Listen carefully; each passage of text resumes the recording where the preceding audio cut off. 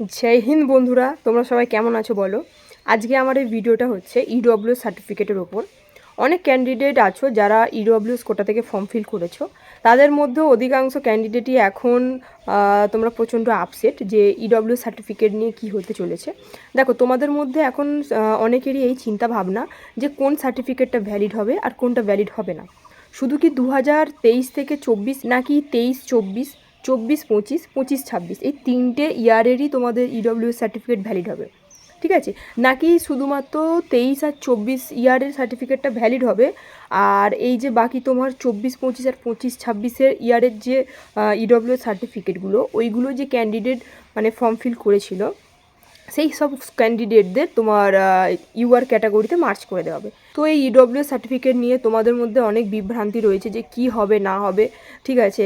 আর বেশি তো চিন্তা করছো তারা যারা তোমাদের 24-25 আর 25-26 ক্যান্ডিডেট রয়েছে, যারা ইডব্লিউএস সার্টিফিকেট শো করেছো, তারা ভয় পাচ্ছ যে বাই এনি চান্স যদি 23-24 শুধু যদি ভ্যালিড করে তাহলে তোমাদের কি হবে, তোমাদের ইউআরে যদি মার্চ করে দেওয়া হয় তাহলে তোমরা যা নাম্বার পেয়েছো তাহলে অনেকটাই তোমরা হয়তো মেরিট লিস্ট থেকে পিছিয়ে আসবে, ঠিক আছে? তো আমি দেখো প্রথমে একটা তোমাদের কথা বলতে চাই, তোমরা কে ইডব্লিউএস কোটা থেকে ফর্ম ফিল করেছো বা কে করনি আমি তো কাউকে চিনি না। তো যেটা ন্যায্য কথা আমি শুধু সেটাই বলছি, ঠিক আছে?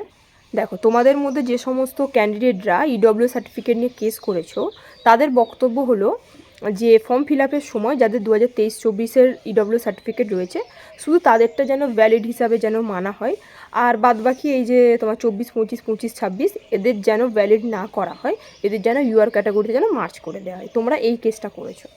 আচ্ছা, তো তোমাদের এই কেস হিসাবে আমি একটা কথা বলি।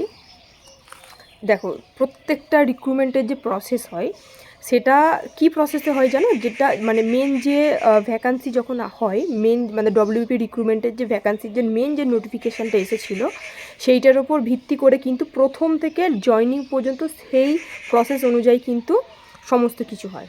আচ্ছা, দেখো তোমরা যখন ফর্ম ফিল করতে যাবে ঠিক করেছো, তখন তোমরা নোটিফিকেশানে কী দেখেছো? ইডব্লিউ সার্টিফিকেট নিয়ে। দেখো, আমি এখানে তোমাদের ইডব্লিউ সার্টিফিকেট নিয়ে মেন নোটিফিকেশানে যেটা লেখা ছিল আমি সেটা দিয়ে দিচ্ছি, তোমরা আবার একবার চেক করে নাও। দেখো, এখানে কিন্তু লেখা ছিল যে 2023 আর 24 যাদের সার্টিফিকেট আছে তাদেরও ভ্যালিড, আর এর থেকে দেখো অনওয়ার্ডস, এখানে দেখো লেখা আছে অনওয়ার্ডস, মানে 2023-24 হলে হবে, আর এর ওপরে যাদের থাকবে মানে 24-25, 25-26 এগুলোর যে থাকবে তাদেরও কিন্তু ভ্যালিড হবে। সেটা কিন্তু মেন নোটিফিকেশানেই আছে, ঠিক আছে? আচ্ছা, আর একটা তোমাদের কথা বলে রাখি, তোমার প্রুফ হিসাবে ধরো যখন ফর্ম ফিল হয়েছিল সেখানে তোমাদের সার্টিফিকেটের কোনো কিছু নাম্বার কিছু চেয়েছে? কিছু চাইনি, কোনো সার্টিফিকেট নাম্বার বাগেরা কোনো বা তোমার সার্টিফিকেটের ফটো আপলোড করতে হবে, মানে সার্টিফিকেটটা আপলোড করতে হবে কি, এরকম কিন্তু কোনো অপশান ছিল না। অনলি ওখানে তোমাদের ক্লিক করার ছিল ইয়েস অর নো। ওকে, আচ্ছা, তো ওইখানে মেন নোটিফিকেশানে যেহেতু লেখা ছিল যে ইন্টারভিউতে লাস্ট পর্যন্ত তুমি 2023-24 বা অনওয়ার্ডস তোমরা সার্টিফিকেট ওখানে অ্যাটাচ করতে পারো। তো তোমরাই বলো এইখানে তাহলে ভুলটা কি আছে? তোমরা যে কেসটা করেছো, ঠিক আছে, এটা মানে কিসের ভিত্তিতে তোমরা কেসটা করেছো? তোমরা শুধু মুখে বলে দিলে যে শুধু 23-24 সার্টিফিকেটটাই ভ্যালিড করতে হবে, ওগুলো ভ্যালিড করলে হবে না, ইউআর ক্যাটাগরিতে মার্চ করতে হবে। কিসের বেসিসে তোমরা কথাগুলো বলছো? দেখো, যেমন এসএসসিজিডিতে আমি যখন ফর্ম ফিল করেছিলাম ওখানে কিন্তু মেন নোটিফিকেশান যে এসেছিলো সেই নোটিশে কিন্তু দেওয়া ছিল যে যে সমস্ত ডকুমেন্টসগুলো আমি প্রোভাইড করব ওখানে, সেই ডকুমেন্টসগুলো কিন্তু ফর্ম ফিল আপের লাস্ট ডেটের কিন্তু আগে হতে হবে, ঠিক আছে? তো সেই জন্য আমি কিন্তু এনসিসি সার্টিফিকেট ওখানে অ্যাটাচ করতে পারিনি। আমার এক্সাম দেওয়া ছিল কিন্তু আমি অ্যাটাচ করতে পারিনি, তার জন্য আমি 2 নম্বর কম পেয়েছিলাম, ঠিক আছে? আর মেন যখন তোমার রেজাল্ট এসেছিলো সেই রেজাল্টে আমি হাফ নম্বরের জন্য সিআইএসএফে আমি চান্স পাইনি, ঠিক আছে? অনলি হাফ নম্বরের জন্য আমি কেটে গিয়েছিলাম সিআইএসএফ থেকে। তো সেই জন্য বলছি, দেখো মেন নোটিফিকেশানে ওখানে কিন্তু কোথাও মেনশান করা নেই যে তোমার এই ডেটের আগে তোমার এই সার্টিফিকেট হতে হবে, কোথাও মেনশান করেনি, বরং এটা মেনশান করা আছে যে 23-24 এবং অনওয়ার্ডস যে সমস্ত সার্টিফিকেটগুলো থাকবে সেগুলো সবই ভ্যালিড হবে। তো তোমরা কিসের ওপর ভিত্তি করে এই কেসটা করেছো বলো? এই যে কেসটা করেছো মিছিমিছি তোমাদের রেজাল্ট যে মানে ফাইনাল যে মেরিট লিস্ট যে পাবলিশ হবে সেটা মিছিমিছি এই কেসটার জন্য আরও একটু পিছিয়ে গেল, ঠিক আছে? আচ্ছা, আমি এবারে হাইকোর্টের তরফ থেকে একটা কথা বলি। এই যে কেসগুলো মানে স্যারেরা কিন্তু এইগুলো কী জানো তো, মানে ফার্স্ট জাজমেন্টে এইগুলো কিন্তু রায় দেওয়ার মতন মানে কেস, ঠিক আছে, ফার্স্ট জাজমেন্টে এগুলো কিন্তু সলভ করে দেওয়া যায়। কিন্তু মানে কি বলবো, হাইকোর্টের স্যারারে ওখানে তো মানে হিয়ারিং ডেট দেবেনি। দেখো এই কেসটি যখন ফার্স্ট টাইম আদালতে উঠবে তখনই কিন্তু মানে জজ সাহেব যদি চান মেন নোটিফিকেশানটা দেখে কিন্তু সেদিনই এই কেসটা সলভ করে দিতে পারেন। কিন্তু এরকম তো হবে না, আবার তোমাদের হিয়ারিংয়ের ডেট ঠিকই পাবে, তারপরে দেখা যাক কী হয়। মানে তোমাদের কি বলবো, মানে মিছি কিছু কেসগুলো করে তোমার এই ফাইনাল মেরিট লিস্ট তোমরা পিছিয়ে দিচ্ছ, ঠিক আছে। সন্দীপ ভাইয়ের ল্যাব গোনা নিয়ে কেস, তো ওই কেসটা নিয়ে মিছি তোমাদের কয়েকটা ডেট হিয়ারিংয়ের ডেট দিয়ে কয়েকটা দিন তোমাদের মেরিট লিস্ট পিছিয়ে গেল। আবার এই এখন নতুন ইডব্লিউএসটা নিয়ে স্টার্ট হয়েছে, ঠিক আছে। তো আমার যতদূর মনে হয় হাইকোর্টে যেদিন এই কেসটা উঠবে, নেক্সট যখন হিয়ারিং ডেটও দেবে ফাইনাল, কিন্তু আমার যতদূর মনে হচ্ছে এইটা কিন্তু খারিজ হয়ে যাবে এই কেসটা।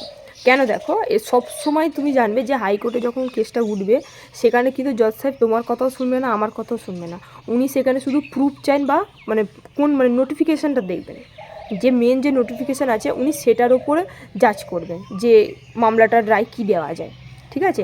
যেমন সন্দীপ ভাইয়ের কেসটাতে তোমার যে ফিজিক্যালের যে নোটিশটা ছিল আর কি, ওখানে কিন্তু লেখা ছিল যে জাস্ট ওয়ান টাইমের জন্য চান্স পাবে দৌড়ের জন্য, ঠিক আছে। তো বাই এনি চান্স ধরো পিআরবির তরফ থেকে কোনো ভুল ত্রুটি মানে থাকলো আর কি, তো তখন দেখা যাবে, otherwise just one time chance পাবে। তো সেই জন্য সন্দীপ ভাইয়ের কেসটা খারিজ হয়ে গিয়েছিল। তো সেম এই প্রসেসে তোমরা কেউ চিন্তা করো না, ইডব্লিউএসের ক্ষেত্রেও ওর যারা কেসটা করেছে তাদের কিন্তু কোনো ভ্যালিড রিজন নেই, ঠিক আছে।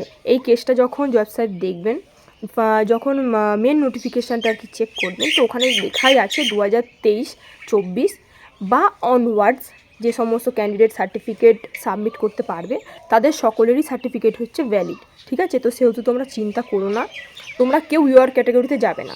আচ্ছা এবার দেখো, যারা কেসটা করেছে ইডব্লিউএসের জন্য তারা কেন কেসটা করেছে জানো তো, তাদের সবাই দেখো ইডব্লিউএসে তোমার কাট অফ কত গিয়েছে 28, ঠিক আছে, তারা হয়তো 28-এর থেকেও কম নাম্বার পেয়েছে, ঠিক আছে।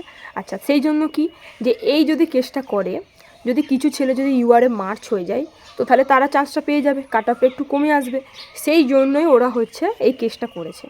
আচ্ছা এবার যারা তোমরা ভয় পাচ্ছ যে বাই এনি চান্স ওরা যে কেসটা করেছে যদি ওদের ফরে যদি কেসটা চলে যায় আর কি, যে ঠিক আছে 23-24-এরই শুধু সার্টিফিকেটটা ভ্যালিড হবে, আদারওয়াইজ 24-25 বা 25-26-এর সমস্ত ক্যান্ডিডেট যারা ইডব্লিউএসের কোটা থেকে মানে ফর্মটা ফিল করেছে আর কি, ইন্টারভিউতে অ্যাটাচ করেছে তাদের সার্টিফিকেট, তাদের সবাইকে ইউআরে মার্চ করাবে। তো তখন কেসটা কী হবে জানো তো, এদের কেসটা মিটলো, এদের কেসটা এদের ফরে গেল। যাদের সার্টিফিকেট রয়েছে তোমার 24-25 আর 25-26-এর, এরপর এরা হচ্ছে আবার কেসটা করবে, ঠিক আছে। এরা তখন এবার কেসটা কী করবে, যে ফাইনাল নোটিফিকেশানে তো লেখা ছিল যে 23-24 সাল বা অনওয়ার্ডস, তো তাহলে এখন কেন এরকম রায় দেওয়া হলো যে শুধুমাত্র 23-24-কে কেন ভ্যালিড করা হলো, ঠিক আছে। তো এইভাবে যদি চলতে থাকে দেখো হিয়ারিংয়ের ডেট আর শেষ হবে না, এরকম হিয়ারিংয়ের ডেট একটার পর একটা থাকতেই থাকবে। আর তোমার হচ্ছে ফাইনাল মেরিট লিস্ট কবে প্রকাশ হবে মানে কেউই বলতে পারবে না এরকমভাবে যদি চলতে থাকে। তো আমি যেটুকুনি আমার তরফ থেকে বলছি, জজ সাহেব তোমার মেন যে নোটিফিকেশান আছে, মেন যে নোটিশ আছে তার উপর ভিত্তি করে উনি রায়টা দেবেন, তোমরা কেউ চিন্তা করো না। 2023-24 তোমার 24-25 এবং 25-26 যারা যারা ইডব্লিউএসের সার্টিফিকেট শো করেছো তারা সবাই ভ্যালিড, ঠিক আছে। আর যে সমস্ত ক্যান্ডিডেটরা কেসটা করেছো তাদের কেস খারিজ হতে চলেছে, ঠিক আছে। তো বন্ধুরা তোমরা নিশ্চিন্তে থাকো, এমনিতে তোমাদের উপর অনেক চাপ যে মেরিট লিস্ট কবে বার হবে আর কি, ঠিক আছে। তো এক্সট্রা আর এই ইডব্লিউএসের চাপটা নিও না বন্ধুরা, একটু নিজের মনের ওপর কন্ট্রোল রেখে তোমরা আগের পড়াশোনা করো, কেননা মানে কবে ডব্লিউপির রেজাল্ট আউট হবে মানে সিরিয়াসলি একটার পর একটা কেস যেমন পেছন ছাড়ছে না না, তো সিরিয়াসলি মানে বলা যাচ্ছে না যে মানে রেজাল্ট কবে আউট হবে। একটা কেস মিটছে, আমাদের একটা নতুন আশা জাগছে যে মেবি তোমার রেজাল্টটা আউট হয়ে যাবে কয়েকদিনের মধ্যে, তো আরও একটা নতুন কেস এসে হাজির হচ্ছে, ঠিক আছে। বন্ধুরা তোমরা বেশি টেনশান করো না, পড়াশোনায় মনোযোগ দাও, এরপরে আপকামিং এক্সামগুলোর জন্য তোমরা নিজেদেরকে ভালো করে প্রিপেয়ার করো, ঠিক আছে। তো তোমরা সবাই ভালো থেকো, সুস্থ থাকো, নতুন কোনো যদি আপডেট পাই তো আমি আবার নিয়ে আসবো। জয় হিন্দ, জয় ভারত।